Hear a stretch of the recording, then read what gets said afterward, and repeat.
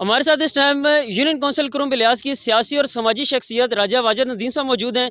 इनसे जानते हैं कि ये कौन सी पार्टी को सपोर्ट कर रहे हैं और उस पार्टी के लिए, अपने लीडर के लिए क्या जज्बात और एहसासात रखते हैं। जी अस्सलाम वालेकुम। वालेकुम अस्सलाम।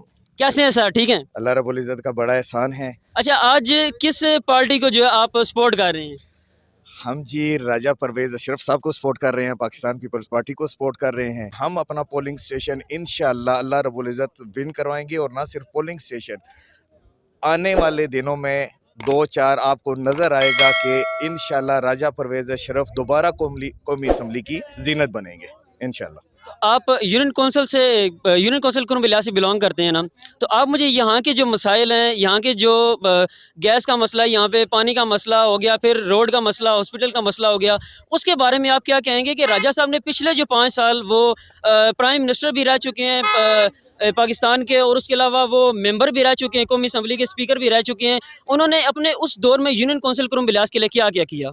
जी, इसके लिए एक छोटी सी एग्जांपल है कि अगर हमारे गांव में आज बिजली है तो वो भी राजा परवेज़ अशरफ साहब की मरहूने मिन्नत है।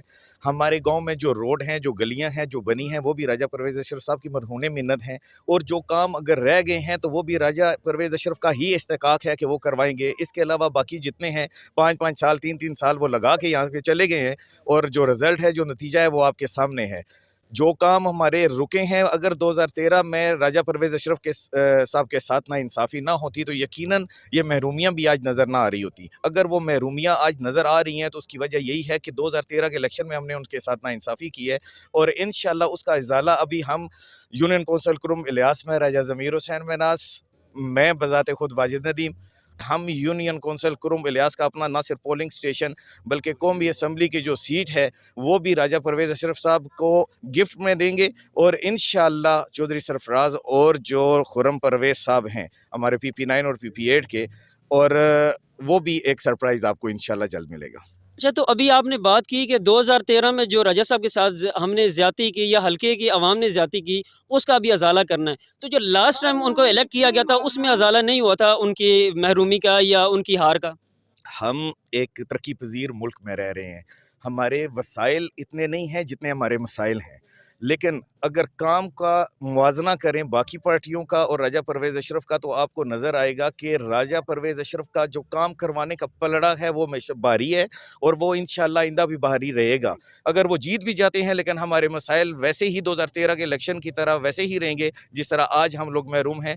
राजा परवेज़ अशरफ साहब से ही उम्मीदें हैं, और जीतेंगे तो काम भी इंशाअल्लाह वही करवाएंगे। बहुत शुक्रिया। अच्छा, तो मेरा आखिरी सवाल, आपने गारंटी ली है उनकी कि इंशाल्लाह जो भी काम होगा, मैं अपनी गारंटी लेता हूँ कि मैं काम करवाऊँगा, ठीक है? तो अक्सर हम देखते हैं कि जहाँ पे पाकिस्तान के बहुत ज़्यादा मसाइल हैं, वहाँ पे सबसे बड़ा मसला ये भी है कि जितने भी MNA, MPAs अपने हलके में इलेक्शन जीतने के बाद अपने वादे भूल जाते हैं।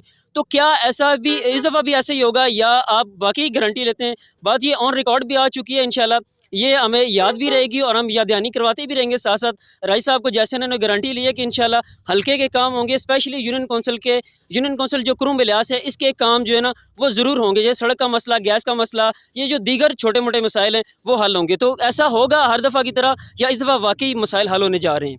मैंने आपसे पहले भी बात की है कि काम करने का जो इस्तेकाक है वो राजा परवेज़ अशरफ साहब के पास ही है। उन्होंने भी जितने भी काम किए हैं वो राजा परवेज़ अशरफ साहब के दौर में ही हुए हैं। हमारे बहुत से मेंबरान ज़िले नाज़म रह चुके हैं जो पूरे ज़िले के मालिक थे, और उस दौरान भी हम लोग महरूम रहे हैं। स्पीकर कौमी असम्बली से पहले जब वो प्राइम मिनिस्टर थे तो उन्होंने इस इलाके के लिए जो क्या किया, हमारे जहाँ पर माल मवेशी चरने जाते हैं तो वो जगह भी पक्की और रोडें जो और गलियां हैं उन्होंने नहीं छोड़ी। मुझे उम्मीद है कि इस दफ़ा भी ऐसा ही होगा। मैं ज़्यादा कुछ बात नहीं करूँगा, आप समझदार हैं और जो सुनने वाले हैं वो भी बहुत समझदार हैं। वो समझ जाएंगे कि राजा परवेज़ अशरफ साहब के मुकाबले में है कौन। एक वो बंदा जो जीत कर 342 पर बैठेगा, और एक वो बंदा जो जीत कर प्राइम मिनिस्टर की कुर्सी पर बैठ चुका है, और इस टाइम वो सिटिंग स्पीकर कौमी असम्बली है। जी, बहुत शुक्रिया। हमारे साथ मौजूद थे राजा वाजिद नदीम साहब, जो इस इलाके की एक समाजी और सियासी शख्सियत हैं। इन्होंने बहुत से वादे किए, आप लोगों ने देखा भी, आप लोगों ने सुना भी। तो उम्मीद करते हैं कि ये अपने वादे पे पूरा उतरेंगे, और आइंदा जो आने वाला दौर है उसमें यूनियन कौंसिल कुरुम इलियास की महरूमियों का अज़ाला होगा।